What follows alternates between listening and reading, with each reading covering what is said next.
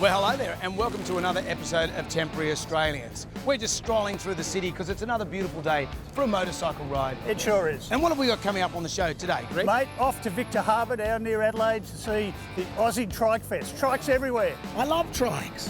You won't be disappointed. Also, this is what's coming up on the show today. We go back to the future with the 2016 Harley Davidson models. We find out how an elite camper fared at Sturgis.Beno for 100 motorcycles shows off some cafe races. I meet a German trike dealer who likes to climb our signposts, and Jonesy finds a neat Harley Davidson Panhead.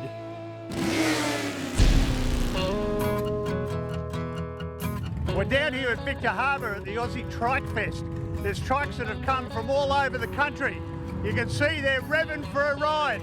I don't know where we're going, but boy, it'll be fun.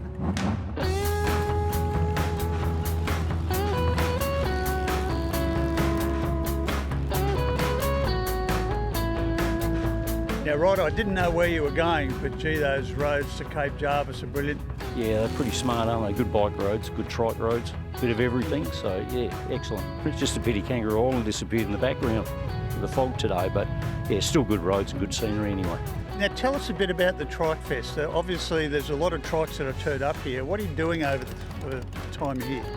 Yeah, mainly just some road trips, you know, meet up with old mates and everything from over the years, meet some new ones, but we got this run today through here and then through to the Adelaide Hills back around through Strath, and then another run tomorrow up through the hills to the Riverland up that way. So it's just a gathering of all the guys to meet up as we do each 2 years in a different spot and sort of showcase our area and yeah, have a good time. It looks like a big turnout. Have you got any idea of how many people have turned up? Yeah, I'm not dead sure yet. I would think 100 to 150, but it's sort of that broad at the moment. A couple of groups have gone off on their own, and hopefully we'll all meet up Sunday. They'll get a correct count then. It seems like this is very much a group of individuals coming together, people who have the same sort of love, but you've still got the freedom to go off and do your own thing. Yeah, exactly, yeah. Groups and singles all meeting and sort of broadening your friendship and mates you meet, all that. It's a pretty good gathering, really. From all over Australia, Tasmania, black ducks from Perth, all sorts, so it's good. Who are the driving forces behind the Aussie Trikefest? Instigated by Johan, and then sort of everyone come on board that thought, geez, it's a good idea, we'll keep it going. Our initial slogan is, it's a totally unorganised event, because if you become an organiser, then you become responsible. So nobody is really responsible for anything around here. All we do is we nominate a location, we nominate a date, and then each individual comes on its own and takes his own responsibility. And that is also the best way to do it, because I always say, if you want to come back and complain and you're not happy, we make you the offer to get your money back, what is nothing, because you paid nothing, so you got no expectations. And all we promise is to bring people together. You just got to make your way there, and we promise you have a time of a lifetime in meeting like-minded people and other trikers from all over the country, and we all have a ball, and that's just the easiest, simplest way to put it as such. We're supposed to have the best bike ride from Victor Harbour to Cape Jarvis across the Range Road. And I'm saying that as a retired police officer, so I've chased a few bikes with that. But it's quite safe as long as you stick to the normal rules. But the classic scenery is beautiful, and I was talking to a few and asked where they went, and they said, oh, you missed this spot, so I hope I've encouraged them to come back and really take in the beauty of what we have to offer. Kate, you had your first ride on the back of a trike. What was the experience like? Oh, it was amazing. It was my first time, so I didn't know what to expect, but it was really good. Nice and lots of bugs in your teeth, so that was the only bad thing. So you got to go on a lot of the roads and out at Mannum too, I think. Yes, I went out to Mannum, went out on the long road over the top of the hill, which was amazing. Got to see so many views. I've never been out there before. I was actually impressed with how the trikes handle the corners. They seem to just whip through them. Yeah, no, they love all that windy stuff. They're like driving a Formula One half the time. They're bloody brilliant. So, yeah, and good hot roads help today too. They stick pretty well on a hot road down through Tunkello and through there. So, yeah, I just hope everyone enjoyed the rides. And what's been the reaction of the other trike riders to a different style of trike at the Trikefest? I didn't know what they'd think of the spiders or how they'd welcome the spiders, but honestly, the Trikefest people, all of them are magnificent. You wouldn't find a nicer group of people. It's just like family.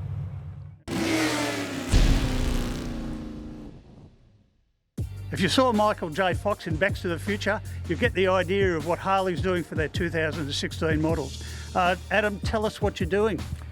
G'day Hirsty. Yes, what a model year lineup we've got this year. So we've got two S models, which this lovely one in front of us here is the Slim S model, which comes with a 110 cube engine. Great bike to ride. Like you said, very retro in its styling, which is very cool.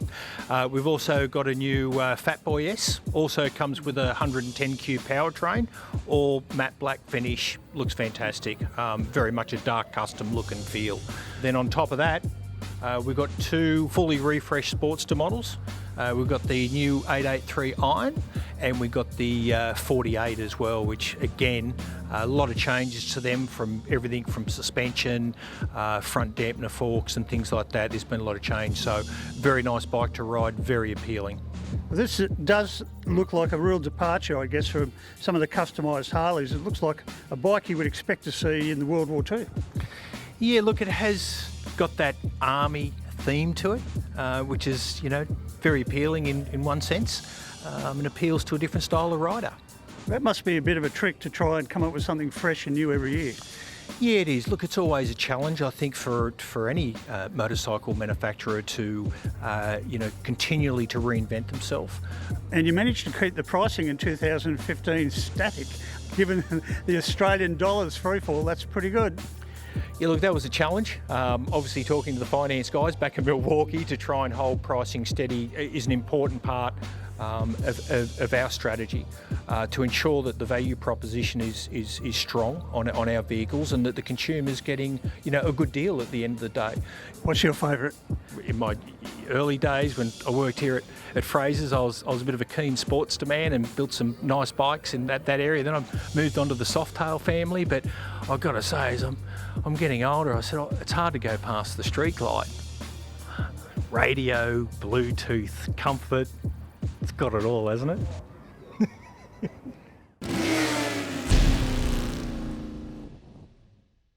Steve, you went to the 75th anniversary of Sturgis this year. What were your impressions? 1.2 million people there, mate. It was just a blast. And is that all? 1.2 million? That's not that many. When the town normally holds 6,700 people, it's a lot of people. Campsites everywhere. For 60 miles around Sturgis, you couldn't get anywhere to camp. You took one of your elite trailers over to Sturgis. What's the advantage of having a camper like that? Well, I was freedom. I could stop anywhere and camp anywhere. $25 a day to camp on a campsite. That's maximum. For a funny story, I pulled into one campground and drove up there and went in to pay. And I said, how much is it? And he said, $3. And I said, why $3? What's the story? He said, the owner is a biker. And he said, anyone on a motorbike gets it for $3. There's fantastic people over there. I love them. Is your trailer easy to erect? I can have the freestanding tent where you sleep in up in 3 minutes. So I could pull up off the side of the road, just have a sleep for a couple of hours and continue the ride, which I do all the time. Well, how many rooms have you got when you put it up completely? Okay, you got the main sleeping quarters, which is a full freestanding tent. Then you've got a 2.4 by 2.8 metre annex on one side, and you can duplicate that annex on the other side. So you can have a carport for your motorbike and your living quarters or eating area on the other side. Like my trailers come with a fridge, electrical system, fuel tank. It's got everything you need. You don't need anything. You can free camp anywhere you go. Well, I noticed you've got solar panels too, so you can recharge your battery. Correct. Yep. It's the fridge runs off the solar panels when I'm stationary and charges off the bike when I'm mobile. What about packing up? Does that take much? I reckon I can pack up in about 15 to 20 minutes. So effectively you've done with the event and you're out of there really quickly. Yeah, that's exactly right, yeah. So does this suit a trike only or can you use them on solos? No, solo mode. I've got a K1100 LT BMW, I've got a Harley, I tow them both with that. And also small cars, they're fantastic for small cars, so you're not tied down on one thing. Cost of one? The cost of one, they start off around about $8,000. And all the ones I make for motorcycles come with hydraulic override disc brakes. I will not sell a trailer to a motorcycle owner unless they take the brake package. But if you want it just behind your small car, you don't need the brake package. I leave my camper trailer in America. This is my fourth trip next year to go over there and do the same thing. I can't miss out on it. Well, you'll be easy to find. You'll be the only one with an elite trailer over there. Correct. I'm trying to get them to break into the American market, but it's very difficult over there.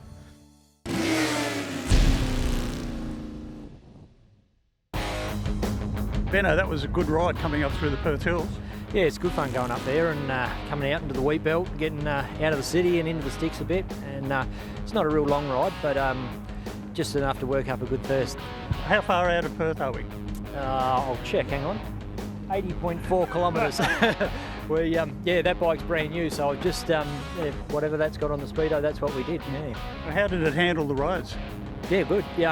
It was a bit rough at first. It's got airbag suspension in it, so I didn't have enough air in it, and I was letting more out thinking I was going to make it softer, and I was sort of riding rigid there for a while. Tell us about your bike. Well, basically it's a Hunter Daytona, and I've modified it. I've put a longer swing arm on it. I put airbag suspension on it, which is really trick, and custom made a seat. And I've sort of made our version of a cafe racer style bike. It's not your typical cafe, I suppose, but it's Hunter for you. Well, there's nothing like a typical cafe, is there? They're all various styles and people's taste. Yeah, exactly. And I think that's the thing about custom bike building. If you want a custom bike, it should be custom, not the same as everyone else's. The inspiration, I suppose, is that young guys that want to get in custom biking can do it entry level with a bit of imagination and a Hunter motorcycle, and you're on your way. And look really cool. Hell yeah. Now tell us about the cafe race here that Hunter's bringing out later in the year. Yeah, okay, so end of this year, early next year, we've got a little 350 swing arm model cafe racer. Great little run around. I just test rode it 3 weeks ago, and yeah, it goes good. Are you expecting that that's going to be popular out here? It's a different market, and those cafe racer guys, need a good platform to build off. And while I've got the custom one here built on this style chassis, they really want the swing arm frame with a couple of shockies to get that look that they're after. Are we going to expect to see the same bike over on the eastern states as well? Yeah, absolutely. We're a full volume importer, so whatever we bring in, it's across the board to all our dealers nationally. Check out the website and you'll see what we got cooking and what's up next.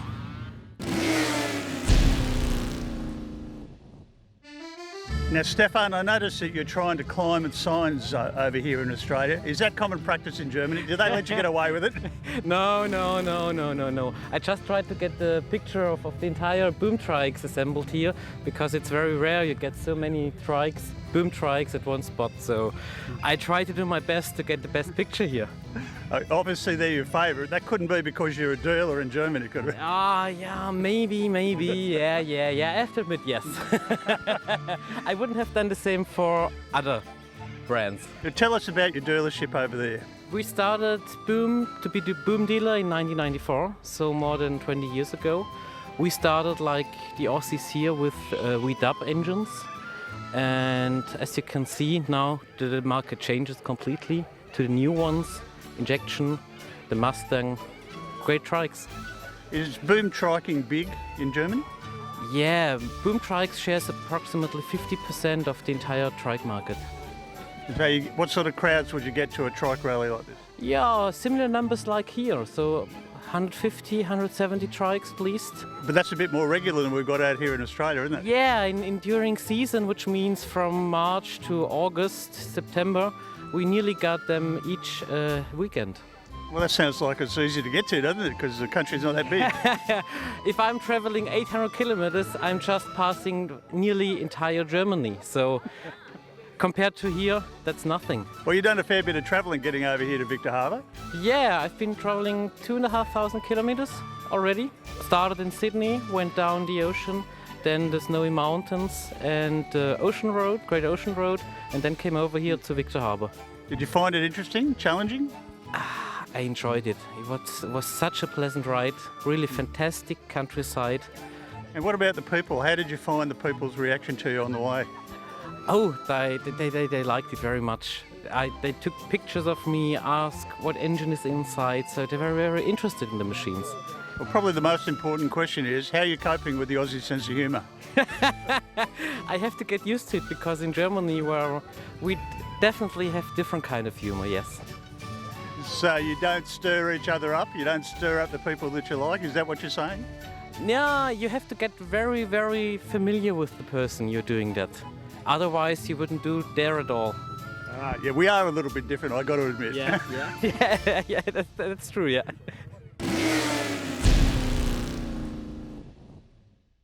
There are acres and acres of Harley Davidsons here today, but one that's just popped my mind is this old Panhead.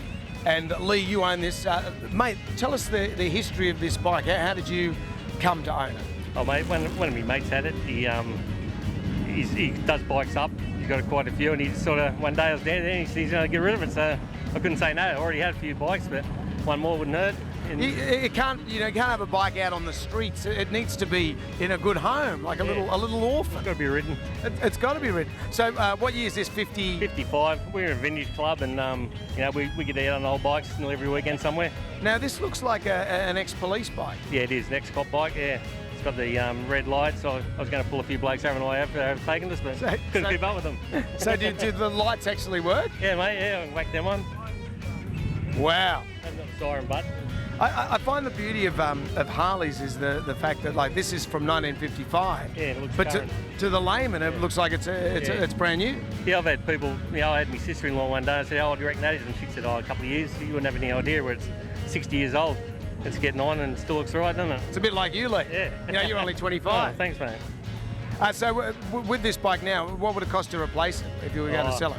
It'd be 30, 35,000, I'd say. Probably more than a new one. And how do you go riding it? Do you ride it often? Yeah, we ride every weekend somewhere, like this bike and other bikes, but by the time you get here, you think you've been on dirt bikes, there's no suspension. Yeah. It's rigid, you bounce on the way.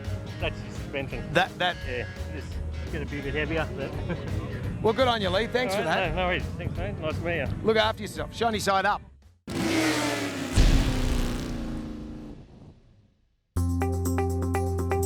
Ever wonder what 103 Trikes looks like? Well, look behind me and you'll see them at the Aussie Trikefest Show and Shine. Probably the biggest and the most we ever seen in one place in the whole of Australia in one go. So it's quite one to be happy about it and proud about it. Now, the locals are pretty happy. They're all over this place. Yeah, you could see that all throughout the week. We've been here since Monday, so you go for different rides, and when you come back, you always go to the main street and wave to the locals. So they probably wondered first what's going on here, but I think the message got around that the show and shine will be here at the Oval, and there's a lot of them coming out and checking it out and see what the triking is about. Graham, what's been the local residents' reaction to the Aussie Trikefest?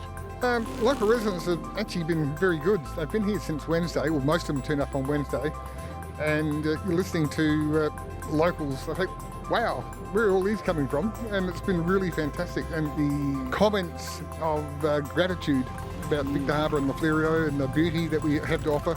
And a lot of them are saying they're coming back for a longer tour, which is what it's all about. So we're very thankful of the organisers to bring them to Victor Harbour, and we hope they can certainly come back again.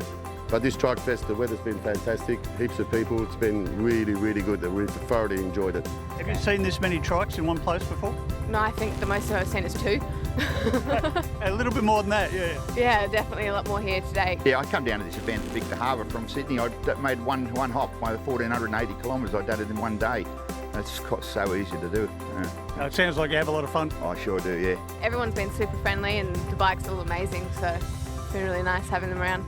It's important to recognise that these sort of events can benefit entire states, so we're hopefully that'll bring more people back to our state.